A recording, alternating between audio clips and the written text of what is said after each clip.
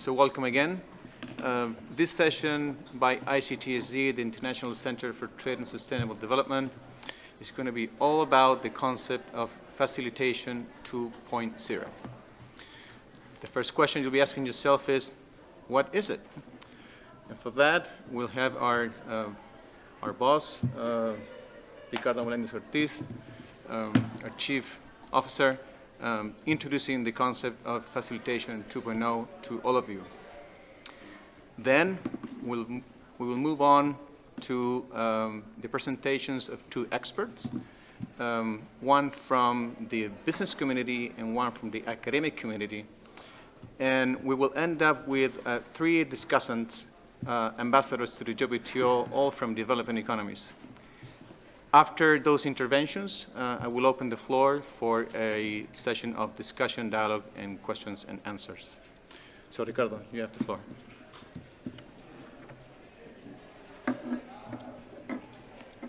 What I do here? Do I need? Okay. So, good afternoon, everybody, and welcome to this ICTSD session. We thought that it would be almost obvious to relaunch this concept of facilitation 2.0 this week here, because it pertains particularly to the new economy. And so let me take you to the very basics of our idea. Simply speaking, we have at the moment now moved at the multilateral level, but also through regional trade agreements, on the notion of facilitating trade in physical goods. The most important instrument that we have today is the Trade Facilitation Agreement agreed in Bali by WTO members and now in force since about a year, which is expected to lower trade costs in a very significant manner when it is fully implemented, with an expectation that it would increase world trade, according to some estimates, by about $1 trillion a year. It is also expected to obviously generate jobs both in developed and developing countries, and there's a great expectation on the development dividends of the Trade Facilitation Agreement. There's much to do about ensuring full implementation, but there are at least two features of the agreement that already are of great interest to us. One is, now this is beyond the substance, one is the way in which institutionally it has been developed and now inserted in the architecture of the WTO, with its own committee and its own again institutionality. But the other one is the way in which the agreement takes up the question of development. It is about creating what some call on-ramps, if you like, so enabling possibilities for developing countries to effectively implement the agreement, and tying those some of the implementation to the effective provision of the capacity enhancement support that would be necessary for many countries to implement the agreement. The agreement also in its substance is interesting in many features, not least because it recognizes the importance of imports and exports and the agility necessary to administer the movement of goods across borders in a 21st century economy, particularly on the question of the fragmentation of production, where goods many times are components to other final goods, and they have to cross borders, sometimes several times, even the same border, before they get to final markets. In that regard, the agreement should be, again, in its implementation, should be instrumental in ensuring the participation of firms at different level of capacity in value chains, either regional or international or global, and particularly from developing countries. So it's a very simple, again, description of the trade facilitation agreement in place. Now that done, at ICTSD we believe that our mission, and in a way our obligation as a think tank, is to keep raising the bar, raising the benchmark of where the frameworks for trade and investment in the global economy should be. So we believe that there are a number of very urgent, immediate steps that now need to be taken to really make this trade facilitation agreement an agreement that contributes to the 21st century economy. So to start with, sort of on the easy part, on the physical movement of goods, there's a need to complement the agreement so that it incorporates also aspects related to agricultural goods, and more specifically, issues related to the application of sanitary and phytosanitary measures. But beyond that, and more interestingly, particularly in the concept of what has been discussed here in the e-commerce week at UNCTAD, the agreement should recognize that in the digital age, the movement of goods, as well as the production of goods and the consumption, the use of those goods as intermediate and as components, and as intermediate goods and components, many times is associated or actually relates to bundle, I would say, I would still call it goods, physical, services, intellectual property, knowledge, and even investment. So bundles that cross borders. It's not just the physical goods that we're talking about. So from a digital age perspective, it doesn't make much sense, as we now have found, for instance, in efforts in the WTO to liberalize, say, goods, for instance, in new technologies, for instance, on renewable energies. It doesn't make much sense to liberalize and facilitate the movement of goods if the embedded services, the embedded knowledge, and again, the necessary investment is also not facilitated. And so the idea that we have put forward now is the need to move in a comprehensive manner on complementing the trade facilitation agreement by adding those issues that are necessary to facilitate trading services, investment, and obviously the knowledge component. There would be specifics that we need to go through in doing that. We have this morning, we have published a blog in which we go a little bit on some of those specifics, and we expect that some of this would be discussed here as well.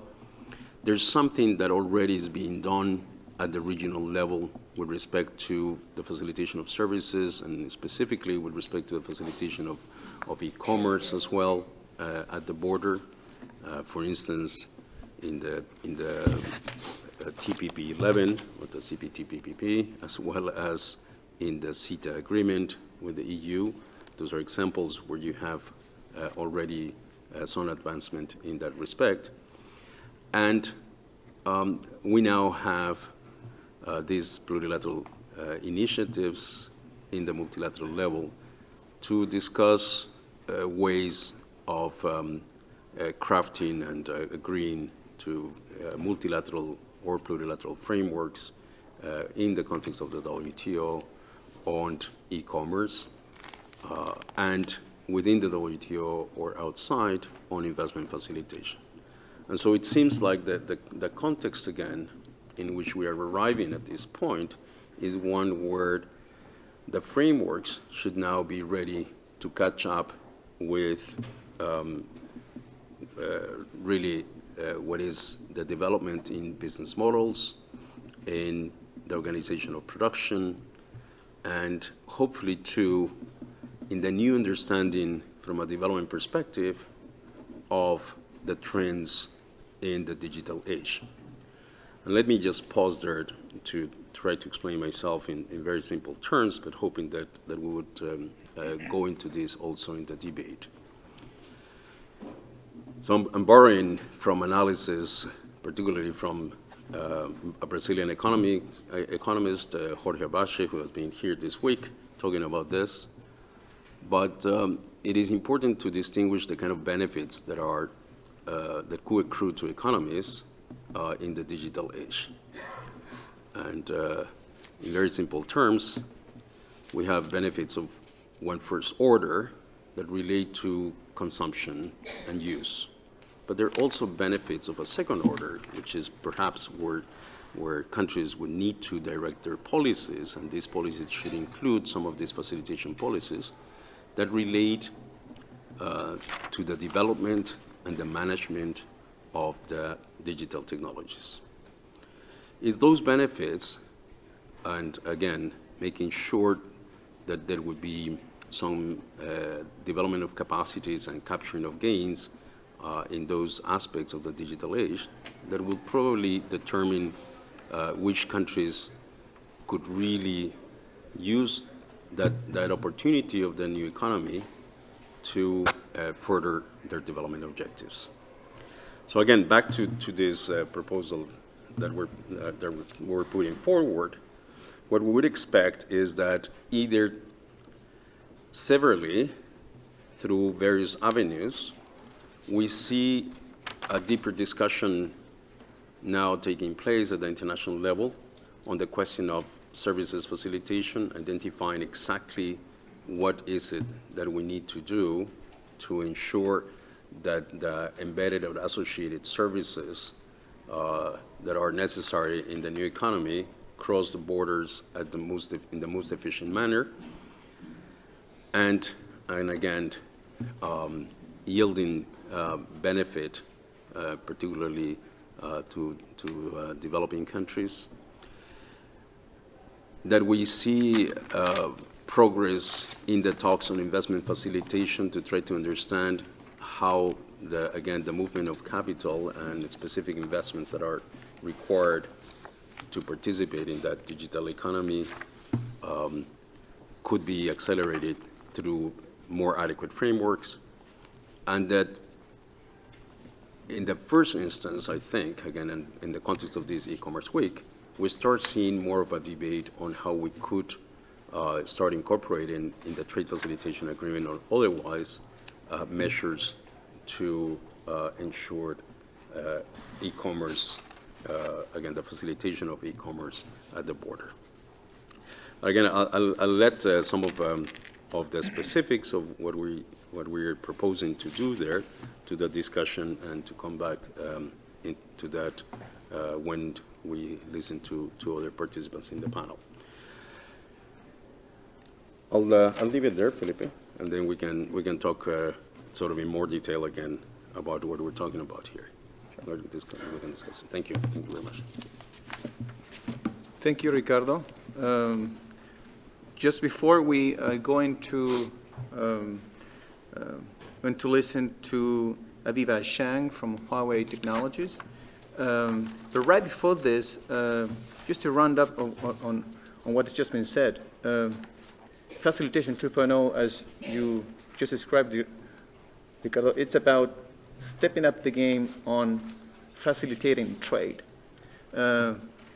Is dealing with the issues that were pending on the goods side and adding services, investment, e-commerce, innovation to the game. Because of the way that international trade functions today and because of the way that our economies function today, we believe at ICTSD that this is a more efficient, a more honest approach to the phenomenon of trade that is now further much more complex than it used to be 20 or 10 days ago. With this, I will pass it on to Aviva Shang. Aviva, you are you deal with issues of market access and also with facilitation of trade as a global affairs person at Huawei Technologies. Please go ahead.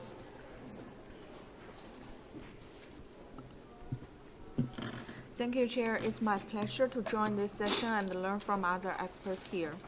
I am from the ICT industry, so today I would like to share some of our experience and insights on the subject, how can trade facilitation adapt to and flourish from digitalization? From the perspective of global ICT solution provider. Last year, the WTO Trade Facilitation Agreement came into force in the countries where the agreement have been ratified. According to our joint research with ITC, our detailed projection shows that the fully implementation of the TFA will reduce 3 days of our custom clearance time in the future. Actually, 3 days globally is a huge figure for us from the global supply chain perspective.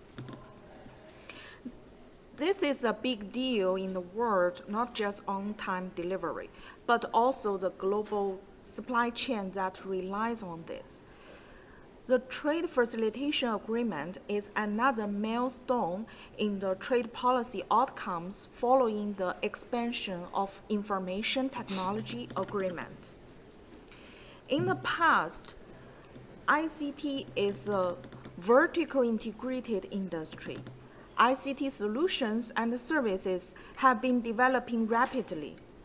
Today, the demand of ICT infrastructure and the resulting digital ecosystem it enables is ubiquitous, and it is a key pillar of digital transformation that many industries now embarking upon. Over the next 30 years, we will be entering an intelligent world that features all things sensing, connected, and intelligent. In an intelligent world, all things will be able to sense physical world and be met by digital signals. The intelligent revolution being driven by new technology will profoundly impact every industry, organization, and person. These trends also have a considerable impact on the landscape of global trade, especially in the area of e-commerce, which is a very important part of digital economy. Already, more and more people from different regions engage in cross-border transaction of digital goods and services, from books, music, to design fields that enable 3D printing of physical objectives. As the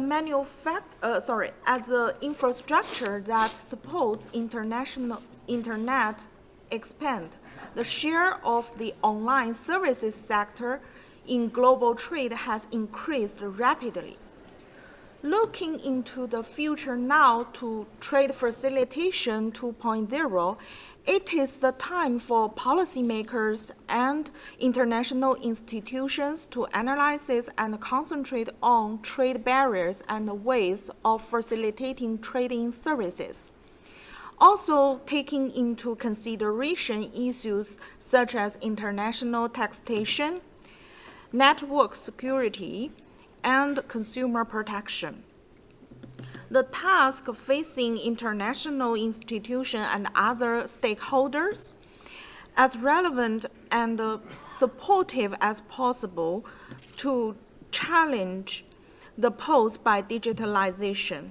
Such arrangement must contribute to cross-border services, sustainability, the further development of an inclusive digital economy and trade growth. With regard to physical arrangement, that could be one part of possible Trade Facilitation 2.0 framework. We could also consider the technical barriers to trade. For example, trade facilitation measures in recent ratified TPP arrangement chapter on technical barriers to trade. Signatories accept the supplier's declaration of conformity as a proof of compliance. As far as current cross-border trade barriers go, compliance testing, destination testing, qualification, and licenses still constitute a source of significant inefficiencies in the border management. In general, Trade Facilitation 2.0 requires a higher level of ambition from policymakers and negotiators than we've seen so far, as well as a continued good faith, the implementation of existing commitments. Thank you. Thank you. Thank you very much, Aviva. I will take, well, there are a number of notes on your intervention, but one that really woke me up is this relationship between, this new reality of not just a connected or interconnected world, but also an intelligent one. I think it's a new way of presenting the whole fourth industrial revolution and how artificial intelligence may influence the way businesses are developed and also affect the nature of international trade. And surprise, surprise, even affect the way that trade negotiators interact with each other. Artificial, has so many different aspects and elements and angles to it. I will now move on and give the floor to Maria Vashkina, who is our next speaker. Maria is a fellow to Breaches Daily, which is ICTSD's weekly publication. And she's also based now in Barcelona. She's pursuing her PhD and has the pleasure of interacting with young students. So I will now leave it with you, Maria, and I know that before starting your presentation, you may introduce some innovative element to the discussion. Thank you. Yes, thank you very much for having me here. And before my presentation, we'd like to make this session a little bit more interactive and ask all of you here to take your mobile phones or other devices and go on the website www.menti.com, and there you will have to input a code and you will see a question. And we'd like to ask you this question. Do we need more international regulation in e-commerce? And this might seem as a trivial question, but it's not. It depends on your perspective. If you're a business, you're likely to think, oh, no, thank you, we've got enough regulation already, we don't know what's going on. If you're a member of a government or a trade negotiator, you might think that enabling environment is regulation and is transparent regulation. But we're also here, each of us is consumer of digital products on a daily basis. And we might think about our personal data. Should our data be protected across borders? So with this, I'd encourage you to participate in this instant poll, and we'd be very fascinated to see the results. So let me move on to my presentation. I was asked today to talk about trade facilitation and e-commerce in regional trade agreements. And since these are both very broad areas, trade facilitation and e-commerce, I would try to give some ideas on a more systematic basis. So these 4 steps you see in the slide, this is the plan of my presentation, but this is also a way we might think about some issues related to e-commerce. So first, it's important to identify what is it we are actually talking about. There's no unified definition of electronic commerce, and we might think about how we approach these issues. What is the scope? Second step is, once we have identified the issues we're talking about, what are the potential barriers and issues related to each and every element that we've talked about in step 1. Once we've done that, we might think about what has already been done, and there's many things have been done already. And then we need to think about a forward-looking agenda. And here we really need to employ a problem-solving attitude. What do we need to do? So when we're talking about scope, the first thing is to recognize that digital transformation is there, and it has affected greatly our economies, and it has created entirely new modes of trade. And as trade shifts into digital realms, also the trade norms and rules have to be reconciled with those created for internet governance.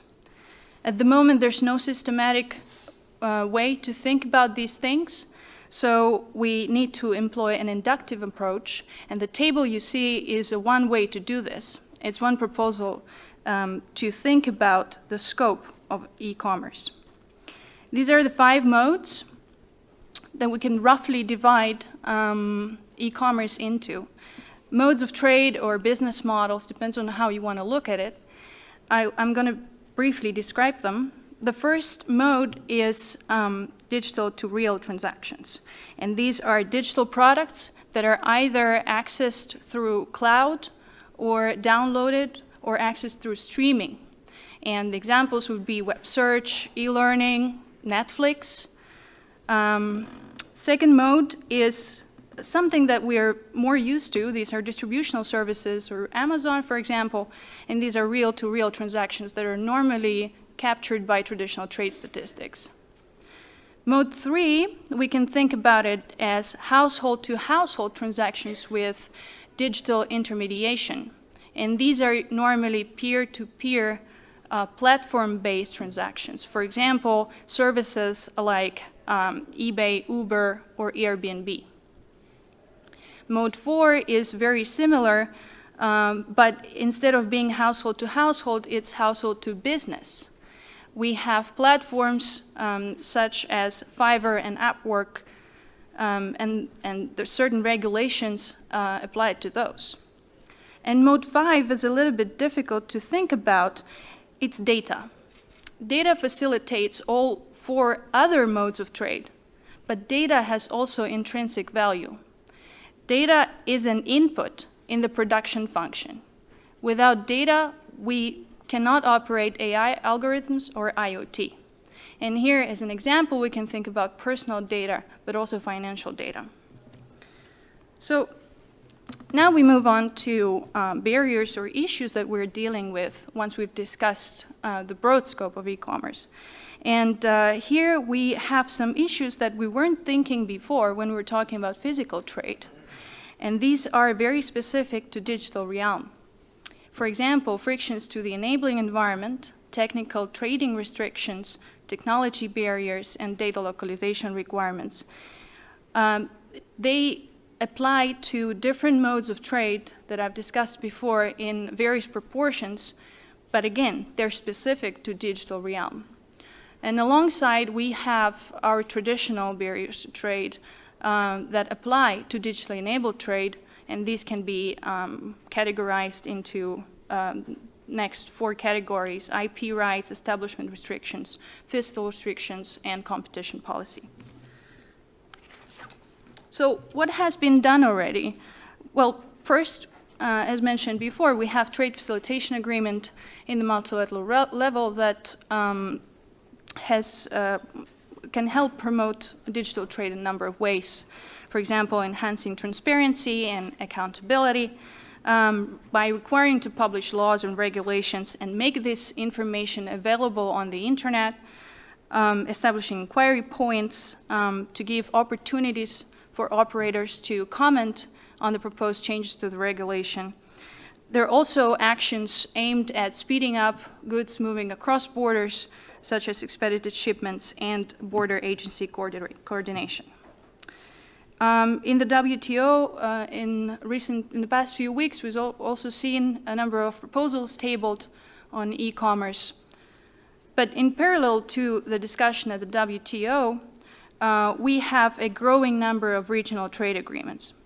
According to the literature, we now have more than 70 RTAs that explicitly address e-commerce. And the exact methodology of the picture that you see in the slide is not important. What is important is the trend. And you can see that there's both increasing number of agreements that have an e-commerce provision, but there's also an increasing number of provisions within each agreement. And there on the top right, you can see the TPP agreement.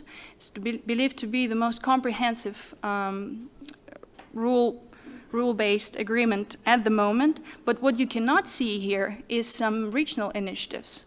Very comprehensive set of rules, such as EU digital single market, for example. And what you also cannot see in this picture is some countries that are not very much keen on making binding regulations at an international level, but countries that have some of the major tech giants, and these are countries such as China. So if we look at these three regulatory hubs that I just mentioned, US,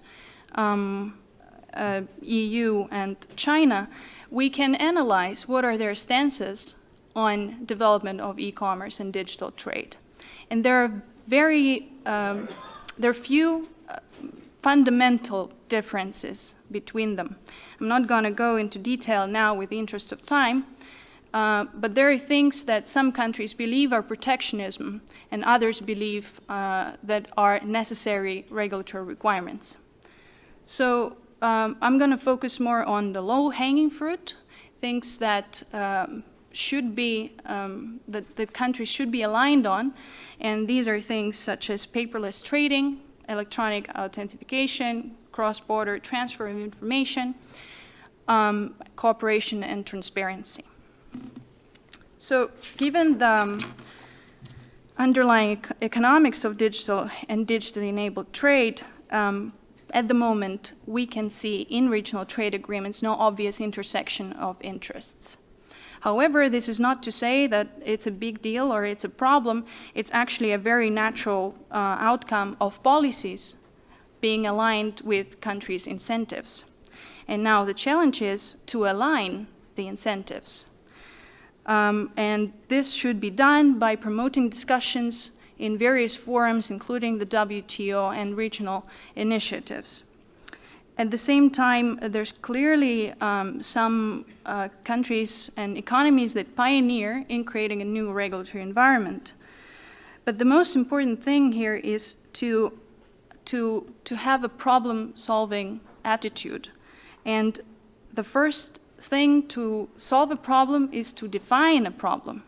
And as an American philosopher, John Dewey, said, a problem well put is half solved. So I'll finish here. Thank you very much. Thank you very much, Maria, for your very smart, very concise, and quite sharp intervention.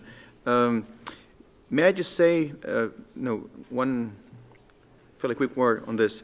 I think that what's evident now, after the first interventions, is that no matter how hard you try to keep the discussion within what we believe are the boundaries of e-commerce, unavoidably you end up talking about either services or investments related to services and e-commerce. It is just impossible to keep the discussion in one segment. And this is really the reason behind why ICTSD has been working on this concept of Facilitation 2.0 and had to step up the game on it. So in this same logic, I will now smoothly move from experts to ambassadors as discussants to this interesting dialogue. And what ambassadors may bring to this discussion is an additional perspective in terms of what is and what could and perhaps also on what should be happening at the WTO and at countries. The way we're going to do it is we'll first ask Roberto Zapata from Mexico to go on the floor, then Ambassador Jiwan Tan from the delegation of Singapore, and Ambassador Shah from Pakistan, in that order. So please, Roberto, take the floor. Thank you. Thank you very much, Felipe, and all Ricardo and the panelists. And at the outset, I'd like to express my gratitude for the invitation that the ICTSD makes us here to participate today in what is, as usual, coming from the ICTSD, a very thought-provoking discussion. And this time it is so because what I grasp from the concept that you are putting before us is that basically we are at the WTO striving to get to the current state of affairs, and the issue at hand today in the discussion basically puts the line, draws the line even further, which means, at least in my perception, that not only the WTO should be working in the current state of affairs, but actually should be engaged in negotiating disciplines for the longer-term perspective, not for the near future, but for the longer-term perspective. The approach as such, or the proposal as such, is challenging, enormously challenging, particularly if one is to look at past history and performance of the kind of dynamics that we have had at the WTO. Let me put it in a very frank manner. And having today the addition of the business perspective, and certainly the kind of research that academics are already conducting, provides me perhaps with the ground to make a couple of reflections in regards to what should we try to take into account in seeking to move the concept of trade facilitation 2.0 forward as it is being somehow proposed by the ICTSD. The first, perhaps the first consideration or reflection that I would make is that at the risk of stating the obvious, we're talking about an issue which would entail negotiations, yes. And perhaps the good news here is that several of the elements that the ICTSD is suggesting are already in a path of discussion within the WTO, at least amongst the group of countries which are undertaking this challenge of engaging in possibly new rule-making processes with regards to investment facilitation, with regards to e-commerce, with regards to services, yes, and also with regards to MSMEs. All of them somehow interrelated in a dynamic pertaining rather to the future business models that incorporate digital economy aspects in a very important manner. So we're talking about a negotiation, and when we talk about a negotiation, we immediately talk about, or that immediately makes us think of the challenging nature of the issue in rule-making discussion in the WTO. But perhaps for the purposes of seeking to initially think how do we frame from a negotiating perspective this issue in the WTO, we suffice to say at this stage that we need to engage in a dynamic at the WTO, which is results-oriented from the perspective of businesses, but also results-oriented in a manner where participating members also see other spillover effects which go beyond only enabling the proper business environment for companies to thrive. And that relates to the creation of new employment opportunities. That relates to also the ability to provide with the relevant conditions for SMEs to engage in the digital economy activities, and other elements which members could see as leveraging on from a negotiation for them to develop their own policies for other purposes, particularly development and other social benefits. Now, this is the negotiation. I mean, we're trying perhaps to, one way of putting this forward is we would have to entail in negotiations. Those negotiations, as Ricardo has suggested, would have to move in a comprehensive manner, and in doing so, adding the necessary issues to each one of these silos. Desirably, these silos should interrelate at some point, and this negotiation should be approached in a rather holistic manner. But then perhaps once we are able to frame and realize that we are facing a negotiating process before us, then we have to think on how fast could we move in order for us to be responsive to the necessities of the business and the businesses and our societies.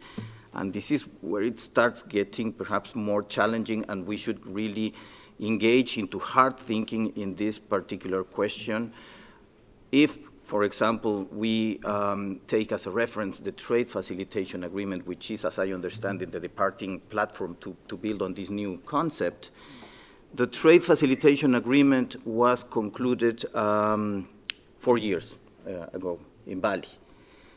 And 4 years, perhaps, I am not that knowledgeable on this, but the way I'm perceiving the digital, how the digital economy is evolving, 4 years may already be a whole business cycle for businesses.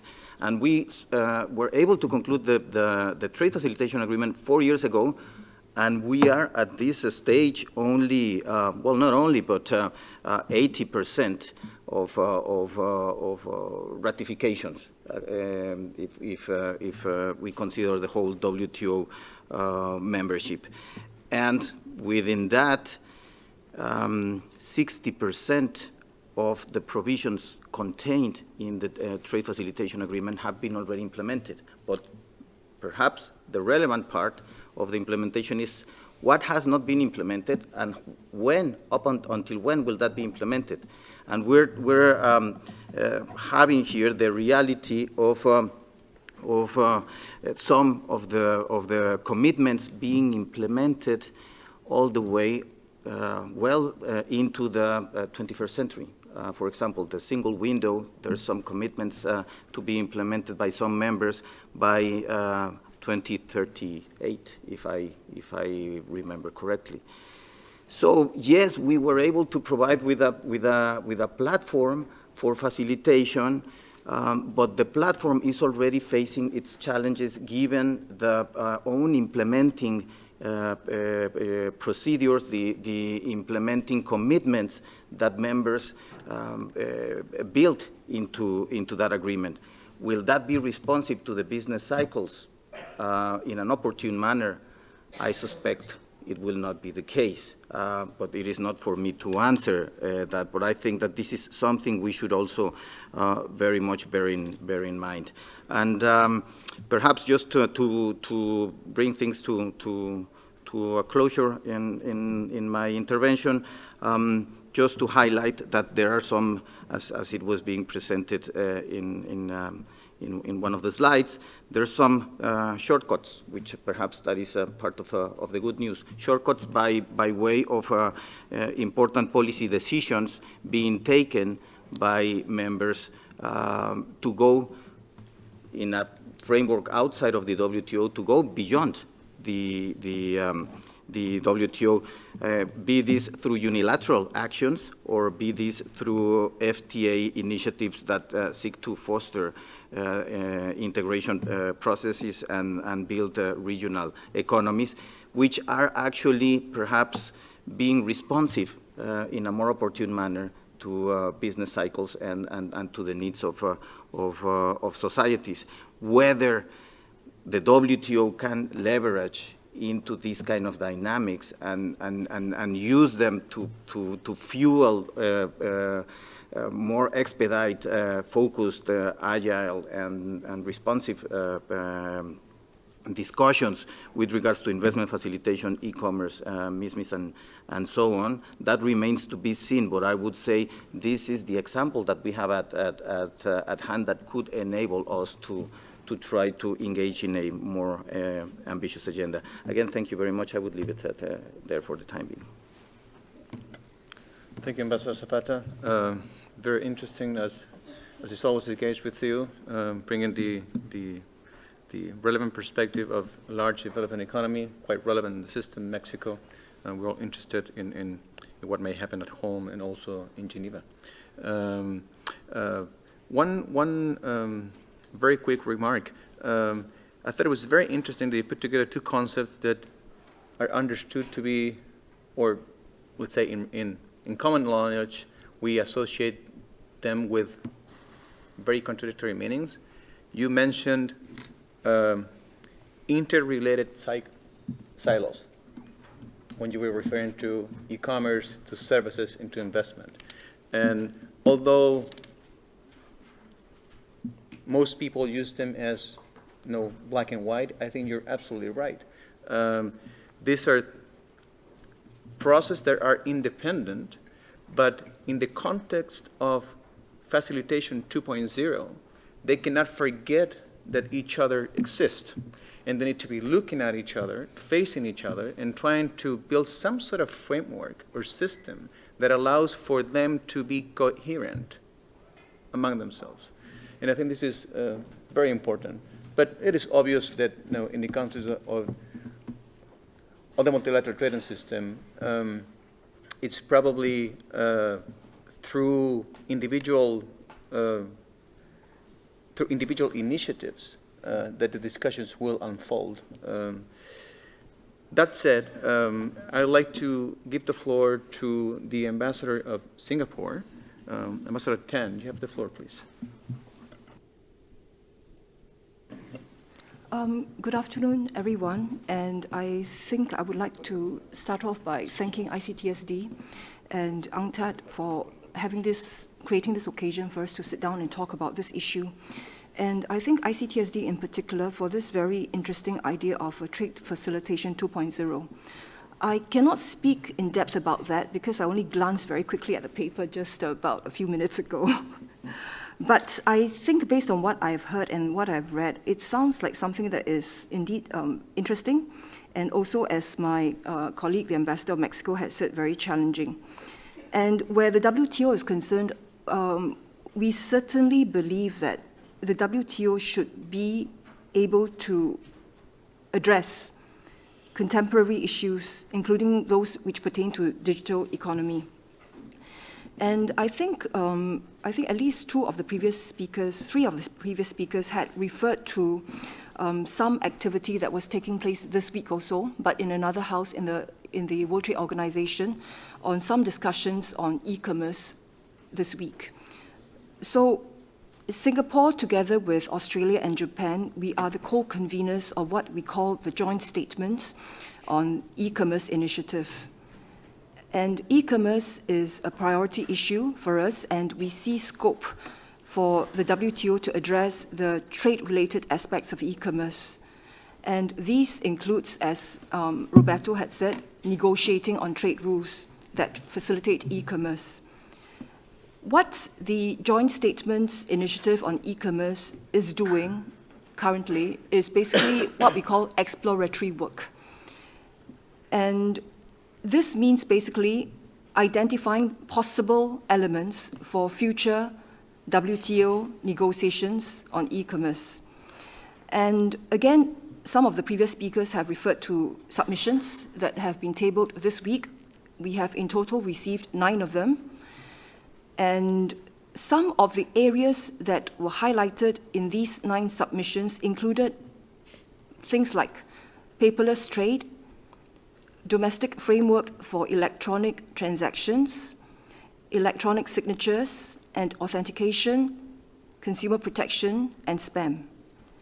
And these are some of the issues that we, Singapore, see could fall under this expanded integrative trade facilitation agenda that ICTSD is thinking of. And again, my colleague Roberto, he had referred, I think, very diplomatically, but also very pointedly to the ongoing challenge in the WTO when it comes to negotiations. And actually also over this broader narrative of trade and globalization. And there is indeed a pushback or a backlash against discussing trade rules within the WTO and under the very broad umbrella of what's being perceived as new issues. And these include e-commerce, investment facilitation, micro, small, medium enterprises, etc. So we feel that informal groups such as the Joint Statement Initiative, such as those convened under the umbrella of Friends of E-Commerce for Development, of which my Pakistani colleague is one of the key co-chairs of the process, and also initiatives like Friends for Investment Facilitation for Development. I think all these are very, I'll call them vehicles, they're useful vehicles to close or to help to close the knowledge gaps, and also in the process to build trust and confidence so that we can all together hope to be able to move collectively in these respective areas. So, as one of the previous presenters had mentioned, traditional trade facilitation facilitates trade at the border for goods. And we definitely believe that this benefits both exporters and importers for developed and developing countries regardless. And I think the TF 2.0 can help to provide this new lens for us to promote a more informed and integrated understanding on how facilitative trade rules could look like in new contemporary areas of interest to us. Now, Roberto mentioned silos, and he talked about interlinking them. In fact, for those of you who have been following e-commerce discussions in the WTO, you'll know that one of the reasons why this joint statement initiative was formed was precisely because I think we were not able to discuss beyond the silos of the existing frameworks in the WTO, and it was impossible to discuss any cross-cutting issue. So I think it therefore behoves all these initiatives, including what ICTSD is trying to do, first to try to look for ways that we can have an engaged dialogue on how to tackle these kinds of very integrated issues within the WTO. And we hope to be able to do that through, like I said, through the various initiatives that we've talked about. And I would like to just talk a little bit about how Singapore sees these. We look at these, basically, all these opportunities as possibilities for win-win solutions. And having the appropriate legal and policy frameworks in place through trade policies have supported our businesses' forays into e-commerce, and this is especially true for our SMEs. And we feel that trade rules in e-commerce has facilitated the participation in the digital economy by providing a predictable environment for businesses to operate. And it also gives businesses more confidence to venture into overseas markets. And we have also found that the e-commerce related provisions or commitments found in our various regional trade agreements also invite the confidence from foreign e-commerce players who are looking to set up in Singapore. And overall, our assessment is that the interaction, competition, and collaboration between these more established foreign players and our own local service suppliers has allowed for more vibrant e-commerce environment, greater efficiency, and also provided our consumers with more varied options of service providers. And this ultimately, I believe, helps to foster innovation and growth. I will, of course, not downplay the very disruptive effects that this has had on the Singaporean economy. I mean, just talk about Uber, for example. A lot of our traditional taxi drivers are, they're struggling, and the system doesn't know quite how to tackle with that. And those are ongoing, very real challenges. And so I would like to, before I stop here, if I could pose 2 questions to some of the presenters I've heard earlier. For example, Aviva from Huawei, I think you posed a challenge to the trade negotiators and trade policy makers to raise up our levels of ambition. Could you explain a bit more what you had in mind on that? And also a question to Maria. You also posed a challenge, I think, to all of us here to be in a problem-solving attitude. And I think you didn't hint, you actually told us that part of the problem rests in how we define the problem. Could you share more of your thoughts on that? Thank you.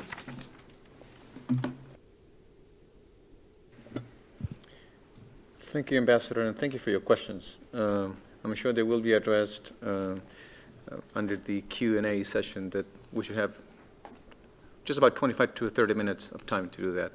Thank you again. I will now simply pass to Ambassador Shah from Pakistan. So you have the floor.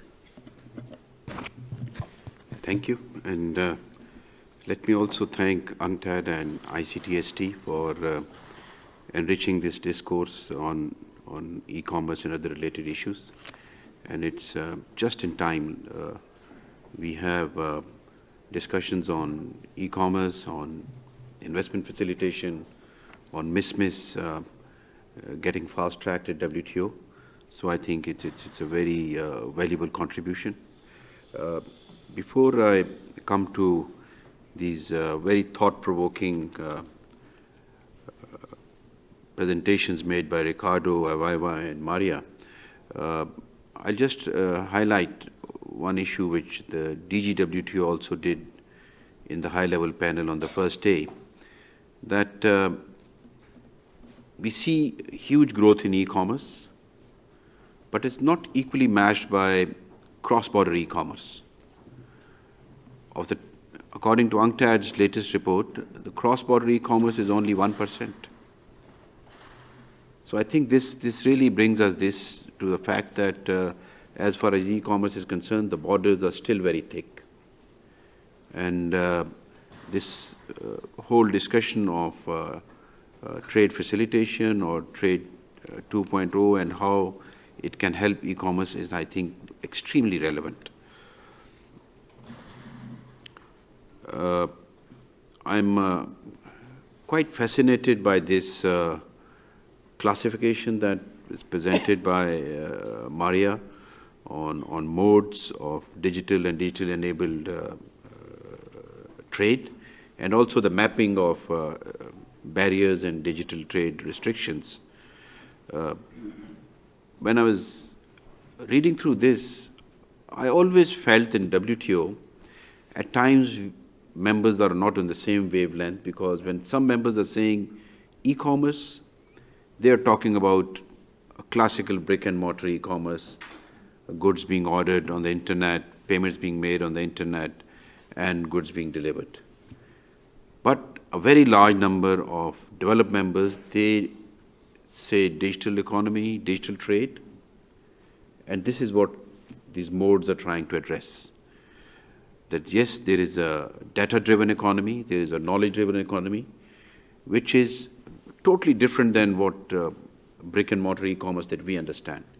So I think we will have to do quite an effort to bridge this conceptual gap also if we have to deliver something of relevance to our economies on e-commerce. when I was looking at this mapping and the barriers that have been discussed in this paper, I was thinking that maybe some think tanks or some researchers should think about a key e-commerce efficiency, trade efficiency index also. The type of index we have for traditional e-commerce, like logistics performance index and number of other indices which on which you can gauge the efficiency of e-commerce.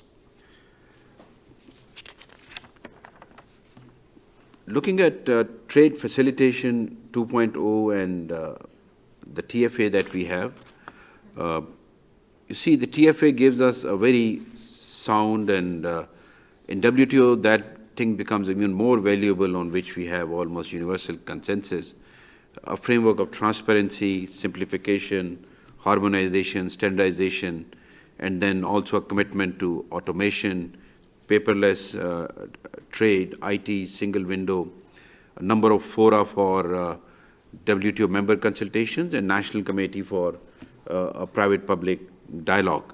So I think it's an extremely useful framework developed after a very effort of decades, which can be a good framework for e-commerce also. Coming back to this concept of trade facilitation 2.0, you see, when you look at WTO, the key issues discussed in this concept, which is e-commerce, trade facilitation, services regulation, are the issues which are being discussed in WTO right now post Buenos Aires. We have like-minded statements of 70+ members on all these issues.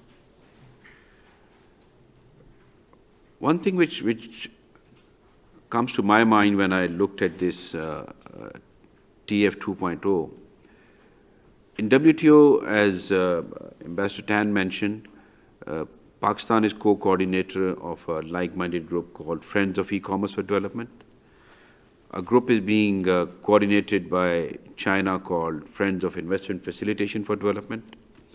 There is a group called Friends of MISMIS. So we were always of the view that this is a virtuous triangle between e-commerce, investment facilitation, and MISMIS. So in a way, I find both ideas of this triangular relationship and TF 2.0 in the same direction. But when I was thinking of TF 2.0, you see 2.0 has to be based on a certain primer, which is the basic TFA. So you'll have to think of members who are still struggling with the primer. So how would they look at this 2.0 in terms of their capacity to engage with these ideas and their connectedness and the complexity? So you see, when you talk of e-commerce and TF 2.0 and digital economy, what comes to my mind is that then the next step would be the country should have cybercrime laws. They should have data protection and privacy laws. In Pakistan, during the last 4 years, we enacted a cybercrime law. And the parliamentarians tell us that it was more challenging than our constitution. We had internet or information companies who had a huge stake or interest in this, and who have partnerships with many NGOs also who think internet is now almost a human right. And there was so much debate and criticism of the government, even to thinking of regulating this very important issue of the digital realm and the law, that it took us 3 years. And I'm not sure when our parliamentarians will again gather courage to work on the data protection law.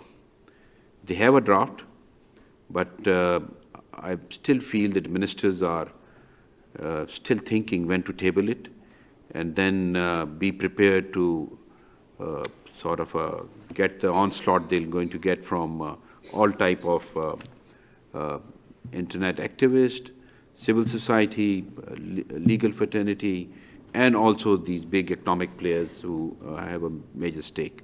So I was thinking, Ricardo, that maybe then at one point in time you will have to think of a TF 2.0 readiness index.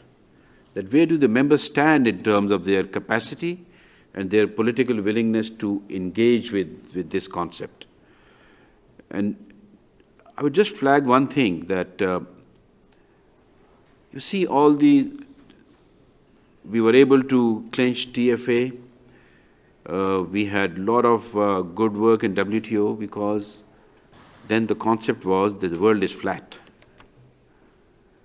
which, because of the development which are happening across Atlantic, is no longer true.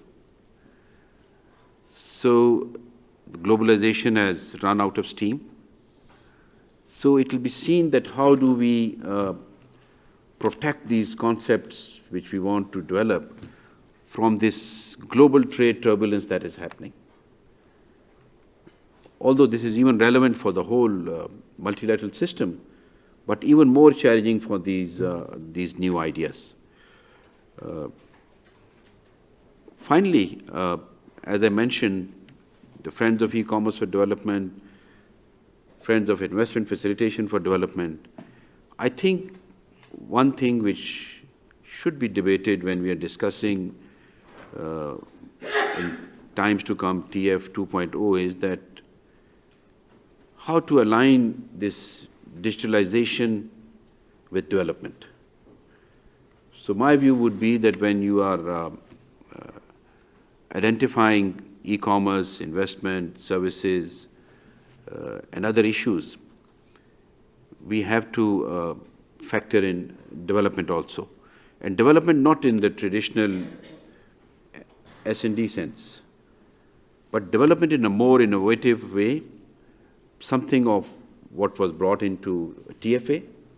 And you have discussed the issue of differentiation, the capacity, but I think this also needs to be identified as the fifth pillar when you are looking at different aspects of TF 2.0. One more thing which, when I look at this thought from a WTO political lens, I think it's quite interesting that the idea for which China is providing leadership to a group of countries, investment facilitation is there. India tabled the, at one point in time, services facilitation proposal. And then US, as we know, from their basic 10-point proposal or a paper which we had when we were discussing e-commerce, is a digital economy enabling proposal. So in a way, there looks to be a political balance also in this proposal. But that balance will only have real underpinning when you bring in development, which is a need of almost 3/4 of WTO membership. And I'll only will end this by saying that all these issues, be it TF 2.0, be it individual investment, I think until and unless there is a very strong alignment of these new ideas with development, it will be very difficult for them to take off in WTO. Thank you. Thank you, Ambassador Shah. Now we have ahead of us 15 minutes for the Q&A. I will start with the questions posed by the Ambassador of Singapore to both speakers. But right before that, in 10 seconds, I'd like to remind you all that ICTSZ is a non-profit think tank. And as such, events like today are heavily dependent on the contributions of our donors. And in order to secure those contributions, we need to demonstrate impact. And in order to demonstrate impact, we need feedback from you. So if you look at the agenda at the very bottom, and behind me on the screen, you will see a website. On this link, you will find 6 very quick questions you can answer to. It will take you no longer than 1 or 2 minutes, I promise. It is important for us to have this. Please do not forget. So now I will give the floor to Aviva and then to Maria. No, why don't we take the floor first from that? I think so. Yes. Thank you for your question. I'm very happy to contribute our insight and thinking and ideas on this. Yes. As I mentioned before, TFA is a big deal in the world. If we look forward to 2.0, including the trading services, actually trading services, the scope is very larger and widely than trade in goods. It involves many industries. That's why from our insight, not every industry is very ready and very prepared for the trade facilitation. That's why we need more ambitious. Another issue is related like TFA. It is a multinational agreement. It takes a long time for the negotiators to come to agreement. It's not an easy work. And for ITA, it's a plurilateral agreement. It's also a hard work, but compared to TFA, it's totally different.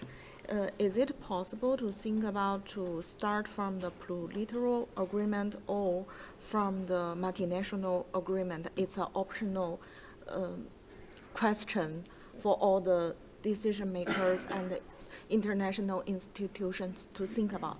That's all. Thank you. Maria, please.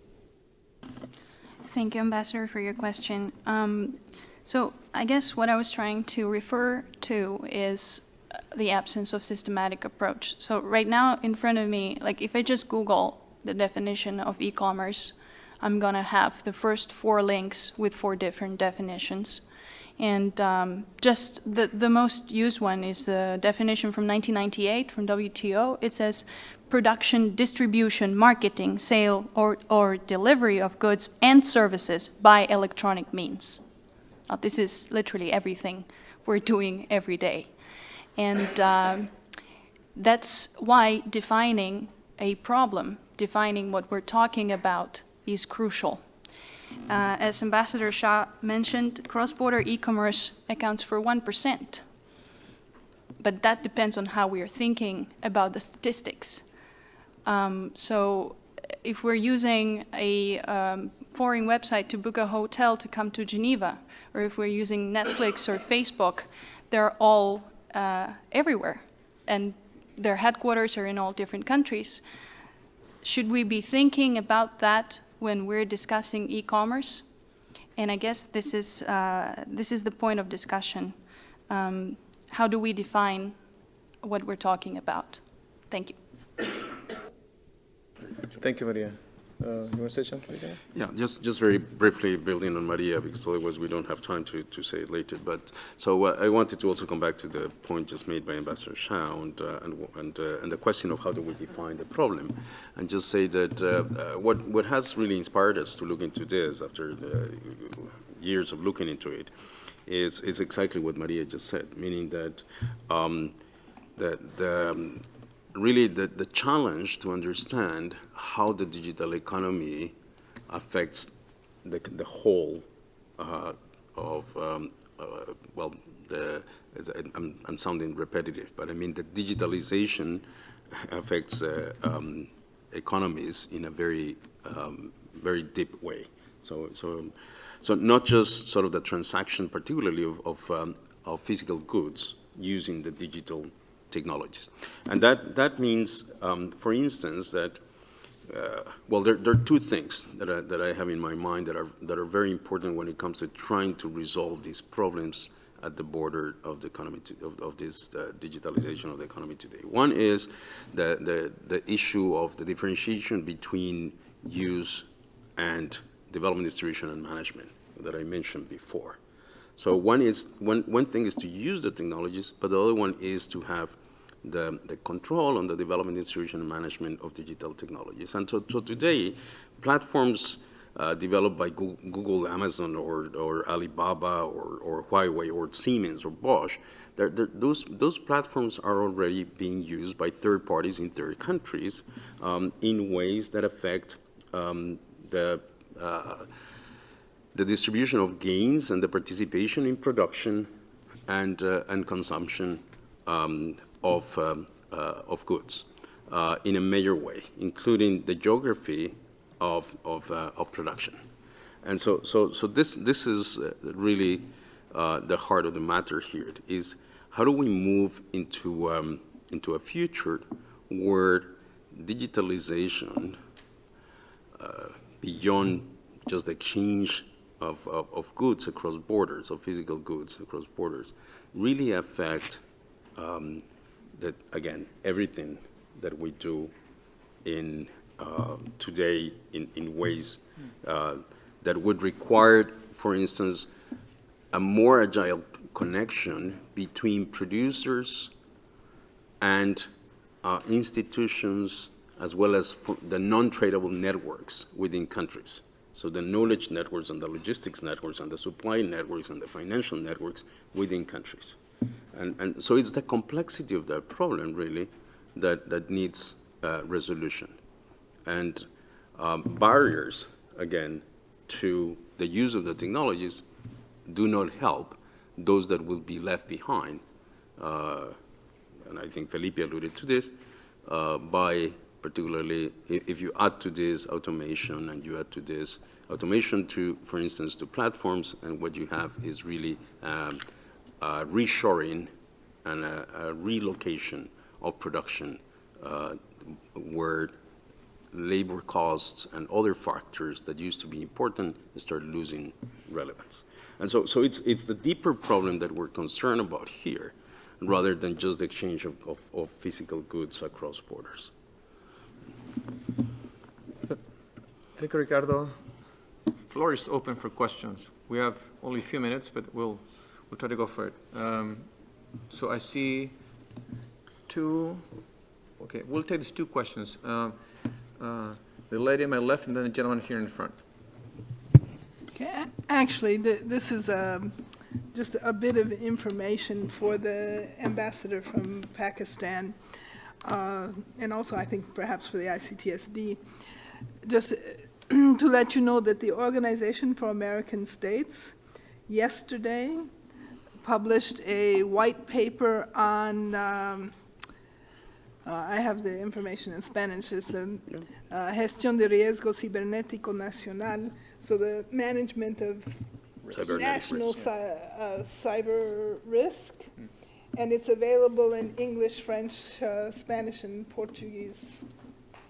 So that's all I wanted to mention. Great. Gentleman in the front. Sajid from the Pakistan mission. I had a quick question for Maria. The categorization and the structure that you provide is very interesting. My quick question is that one of the things is very clearly different from all of the other. And when one goes through it, mode 1 to mode 4 seem fairly intuitive when it comes to categorizing commercial values to transactions in the e-commerce or the digital realm. Mode 5 seems like a very interesting addition. I read the brief notes that you provide on how and why mode 5 is there and how it's relevant and important. Can you maybe shed a little bit more light on what is the logic and what was the conversation process behind including mode 5? Because intuitively, whatever side of the political spectrum you come from, the ideas and conversations on a philosophical or economic level get really contentious when you talk about data. And especially if we talk about what sort of legal frameworks countries are now coming up with to regulate data. For example, the European GDPR, which comes into effect in a month. You're right. So yeah, I was just wondering if you can maybe talk a little bit more about that. Thank you. Thank you, sir. One more question, and then we'll close the floor for time. I'm ready on auction. There we go. Please, you have the floor. Thank Yeshwan you. from Thank ICTSC. you, Philip, and thank you.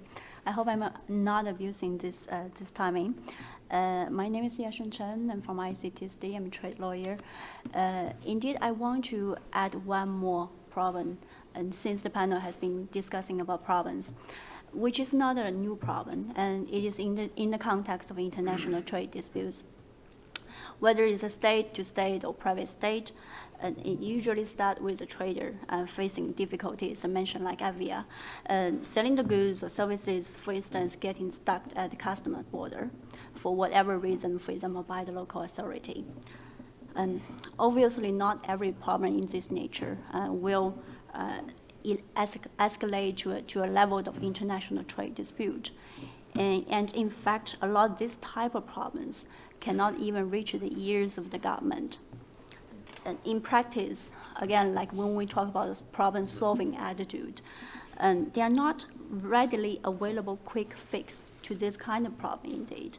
And going through, for example, administrative process or domestic tribunals, well, it depends on the bureaucratic process or political climate that might take forever. And at the same time, trade agreements does, for example, provide monitoring tools or dispute settlement mechanisms. But those mechanisms, in reality, the business would usually have to go to its domestic government and then convince the government to take action in order to use those tools. And most importantly, those tools are really not meant for trade problems on the spot, a particular trade problems on the spot.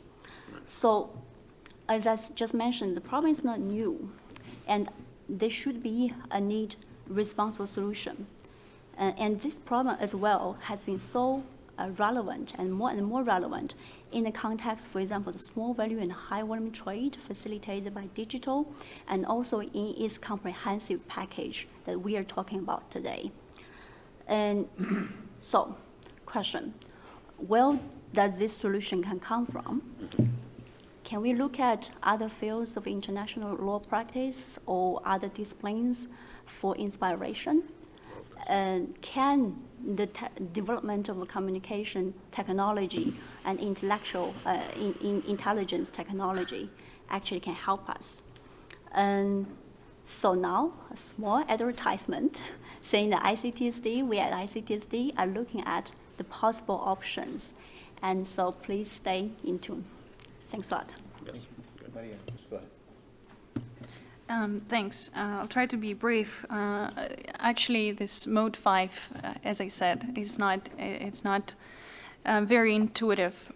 But I'll try to give you an example. If you're using Netflix and you're watching, when you log in, you first need to choose 3 movies that you like. And then Netflix runs an algorithm to make suggestions for you of which movies you might also like. Now, the first thing that you do is you input your data, which feeds into a machine learning algorithm that gives you a prediction. And without this data, Netflix would not give you any prediction. And this is just a small example, but this is everywhere. You receive personalized advertisements, you receive personalized emails, and this is all based on data. Without data, these algorithms don't work. And this is just one example that I can think of how data has an intrinsic value. But there are others, there are other examples, and I mean, we've seen recently some situations when personal data can be distributed or financial data. And that's, I think, what we mean when we're talking about data as a separate mode of trade. And it requires a separate set of regulations. It's very distinct and very different from facilitating all other modes of trade. Thanks. I hope I answered the question. If Aviva would like to say a word in it, yes or no? Okay. Roberto, would you like to say something?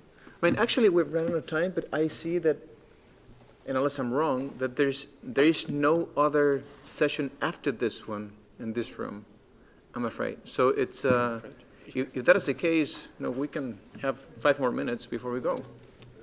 Oh, is there one? Okay, so, okay.